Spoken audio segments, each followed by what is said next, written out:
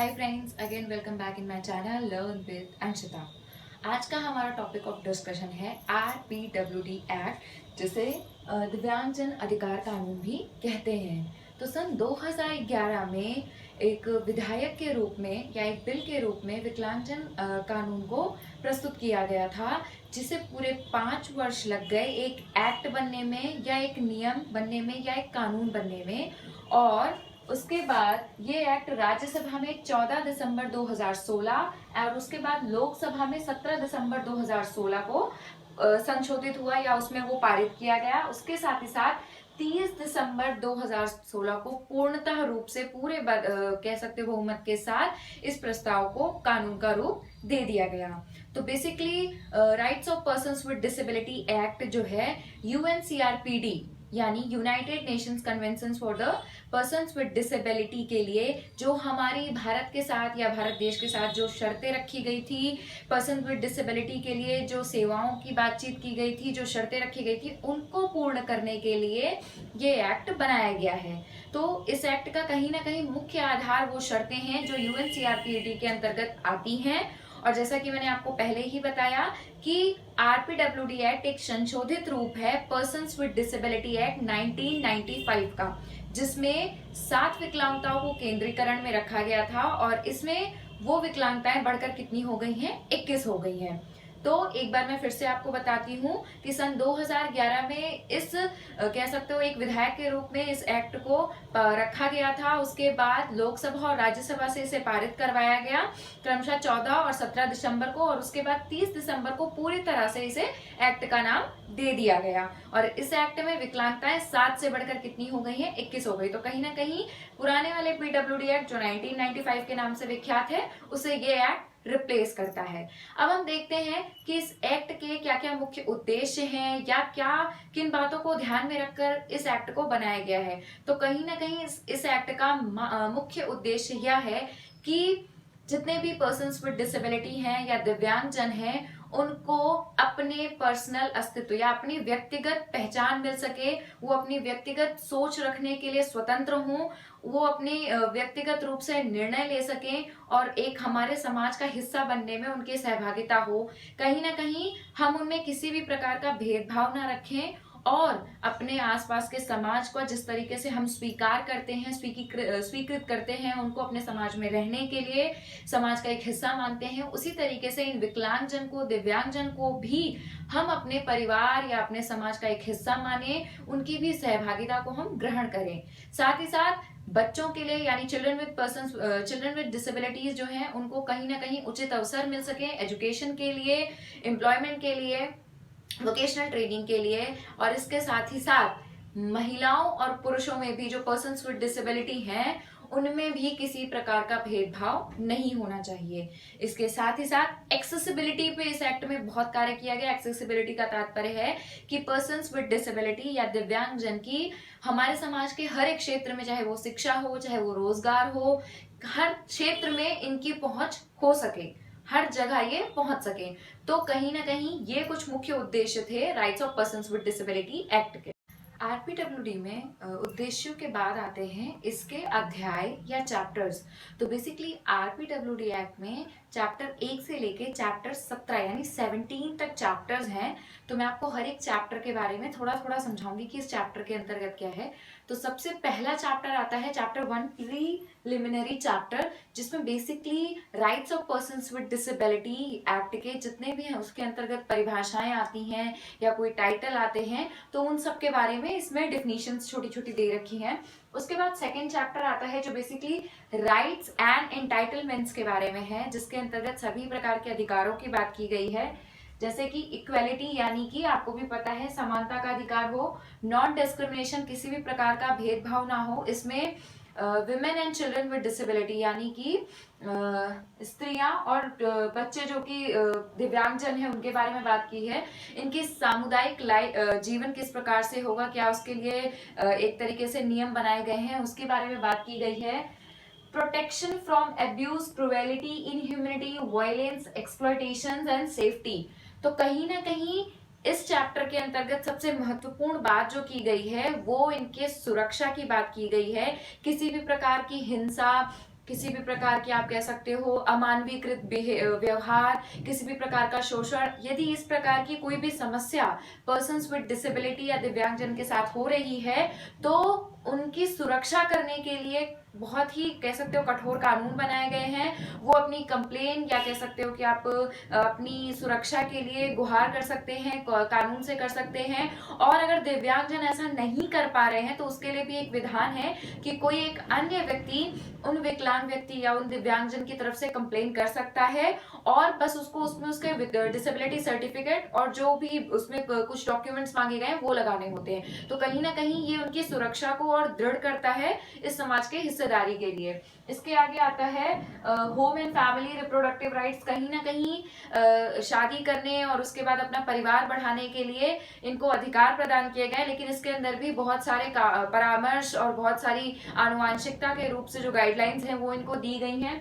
उसके साथ ही accessibility in justice, voting, legal capacity, provisions for guardianship, अर्थात वोट मतदान करने में और उसके साथ ही साथ न्याय के लिए इनको सभी प्रकार से न्याय के मंच तक इनकी जो है एक पहुंच बैठाने के लिए इस सेक्शन को रखा गया है। अभिभावक बनने के लिए भी इनको कई प्रकार की प्रोविजंस दिए गए हैं जो इस चैप्टर के अंतर्गत दिए हुए हैं। इसके साथ ही साथ परिवार और घर से संबंधित भी कुछ गाइडलाइंस हैं जो इस चैप्टर के अंतर्गत दिए गए हैं। तो कहीं ना कहीं बहुत सारे अधिकारों, सुरक्षा, परिवार निर्मित करना, ये सारे जो चीजें आती हैं ये चैप्टर 2 के अंदर आती है राइट्स एंड एंटाइटलमेंट्स में। मैं आपको एक चीज बताना चाहूंगी, जब भी आप देखो कि वोटिंग होती है या मतदान होने वाला होता है, चुनाव आने वाला होता है, तो आप कहीं ना कहीं आप भी इसका कहीं हिस्सा बने होंगे, आपको मौका मिलेगा आगे अगर आप इस फील्ड में हो, डिसेबिलिटी फील्ड में हो। तो बहुत सारे कह सकते हो आप मौके ऐसे आते हैं जब पर्सन्स विद डिसेबिलिटी वोट देने जाते हैं तो उनके लिए कहीं ना कहीं आपको हायर किया जाता है या आपको सेवा करने का अवसर प्रदान किए जाते हैं कि इनको आप उस मतदान करने तक के स्थान तक ले जाइए, इनको मतदान देने में इनको कह सकते हो आप हेल्प करिए, सहायता प्रदान करिए। तो कहीं ना कहीं वो एक्सेसिबिलिटी इन वोटिंग में आता है कि क्योंकि वो भारत के एक नागरिक हैं और भारत की नागरिकता का सबसे बड़ा कह सकते हो क्वालिटी या सबसे बड़ा गुण ये है क्योंकि हमारा देश लोकतंत्र है जहां पे हमें ही चुनने का अधिकार है कि कौन हमारा नेता बनेगा। तो उस अधिकार का एक ना एक बहुत बड़ा हिस्सा किसको मिला है? दिव्यांगजन को, कि वो भी मतदान कर सकते हैं और वो भी चुनाव में अपनी हिस्सेदारी ले सकते हैं। थर्ड आता है सेक्शन चैप्टर 3 जो बेसिकली एजुकेशन या शिक्षा से संबंधित है।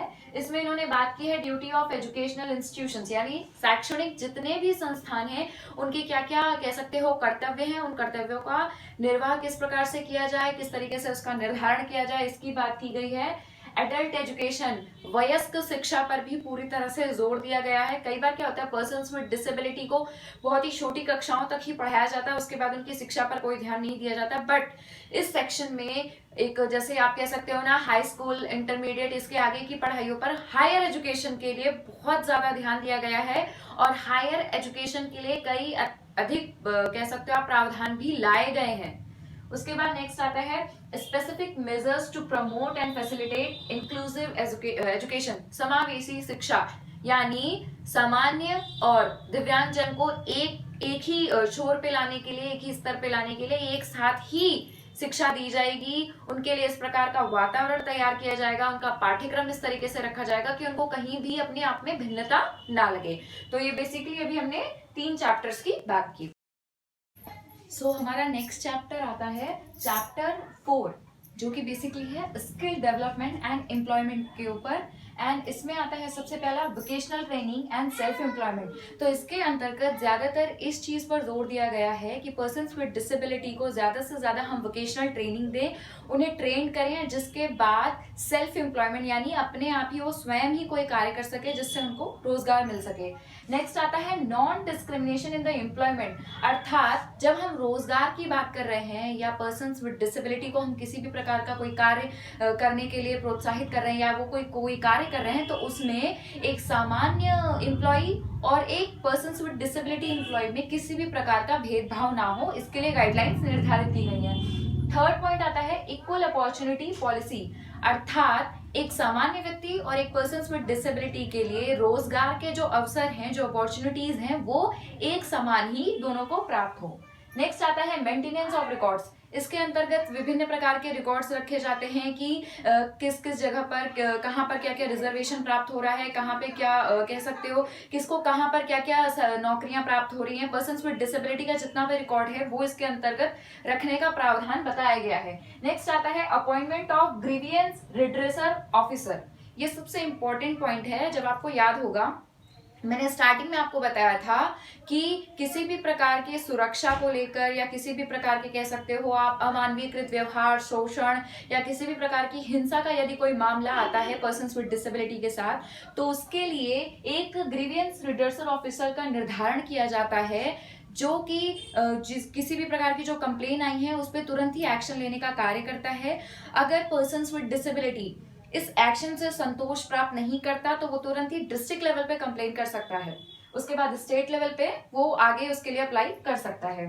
तो नेक्स्ट उसके बाद हमारा चैप्टर 5 आता है, जो बेसिकली है social security, health, rehabilitation and recreation पे। तो इसके अंतर्गत जिन मुख्य बिंदुओं पर बात की गई है वो है social security, health care, insurance scheme, rehabilitation, research and development, culture and recreation, sporting activities. तो बेसिकली इस चैप्टर के अंतर्गत ये बात की गई कि जब हम एक समाज के रूप में जब रह रहे हैं तो किस प्रकार से हमारी सुरक्षा पर ध्यान दिया जाएगा, उसके साथ ही साथ इन प्रकार के कार्यों पर जोर दिया जाएगा या इस प्रकार के अनुसंधान किए जाएंगे, इस प्रकार की रिसर्च की जाएगी जिससे कि पर्सन्स विद डिसेबिलिटी के पुनर्वास संबंधित कार्यों में और सहायता प्राप्त हो। तो इसके लिए विभिन्न प्रकार की गाइडलाइंस निर्धारित की गई हैं, इनके जीवन बीमा इत्यादि के लिए विभिन्न प्रकार के प्रावधान रखे गए हैं और उसमें जो है उचित प्रकार की छूट भी इनको प्रदान की गई है।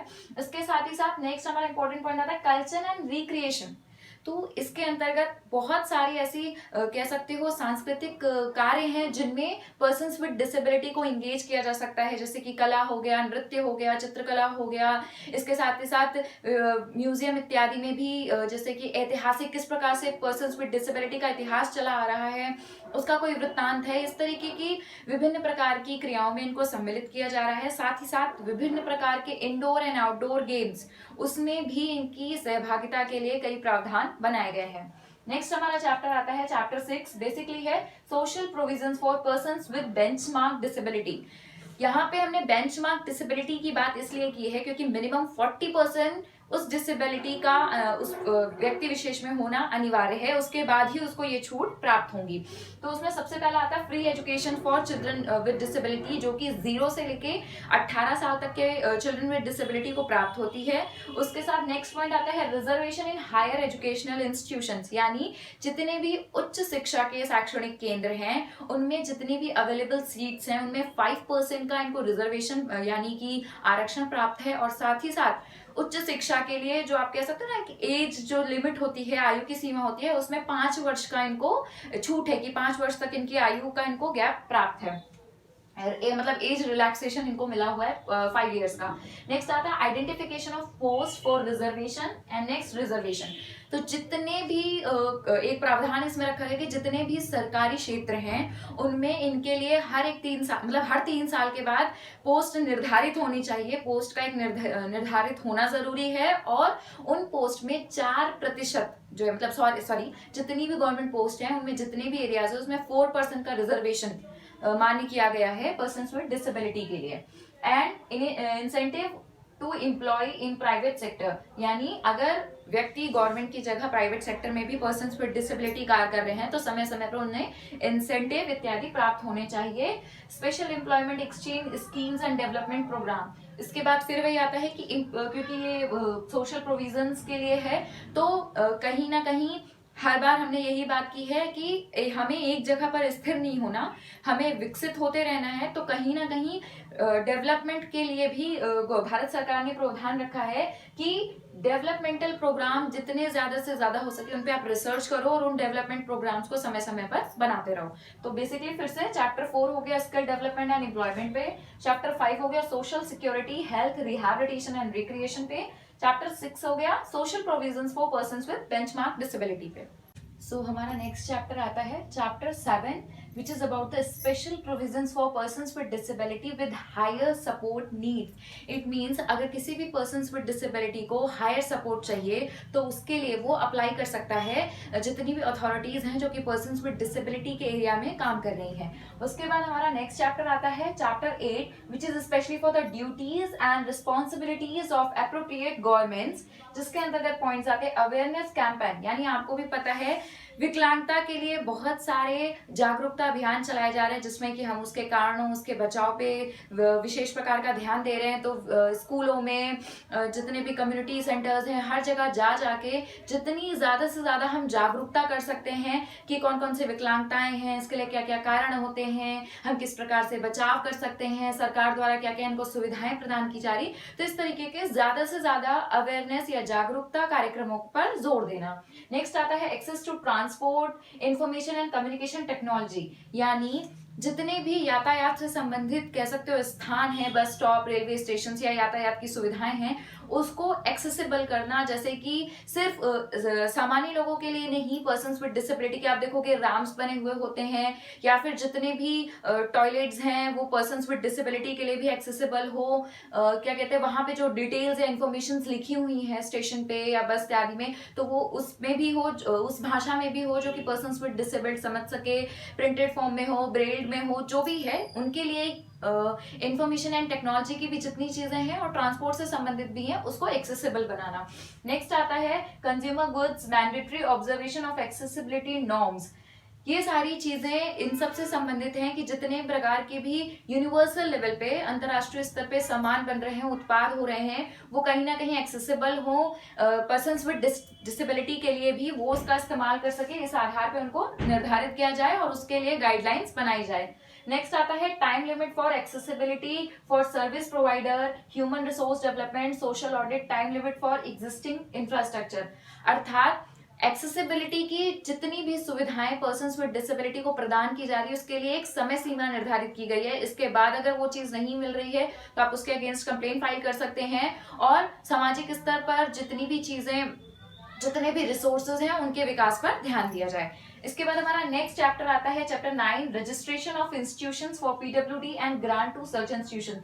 नाम से ही समझ में आ रहा है पर्सन्स विद डिसेबिलिटी के जितने भी संस्थान इसके लिए कार्यरत हैं उनका रजिस्ट्रेशन करना, उनको एक रजिस्ट्रीकृत नंबर देना, उनके लिए समय समय पर उनको कार्य करने के लिए जो एक उचित धनराशि है जो सरकार द्वारा दी जा रही है वो प्रदान करना. तो इसके अंतर्गत कौन कौन से पॉइंट्स आते हैं? Competent authority, registration, application and grant of certificate, revocation of registration, appeal, assistance of registered institution, यानी कि आप किस प्रकार से अप्लाई करेंगे, आप किस प्रकार से एप्लीकेशन फॉर्म भरेंगे, किस प्रकार से स्वयं को पंजीकृत कराएंगे, अगर पंजीकृत या रजिस्ट्रेशन नंबर एक टाइम के बाद खत्म हो जाता है तो आप उसको फिर से रिन्यूअल किस प्रकार से कराएंगे, ये सारी चीजें इस चैप्टर के अंतर्गत हैं. नेक्स्ट हमारा चैप्टर 10 आता है सर्टिफिकेशन ऑफ स्पेसिफाइड डिसेबिलिटी.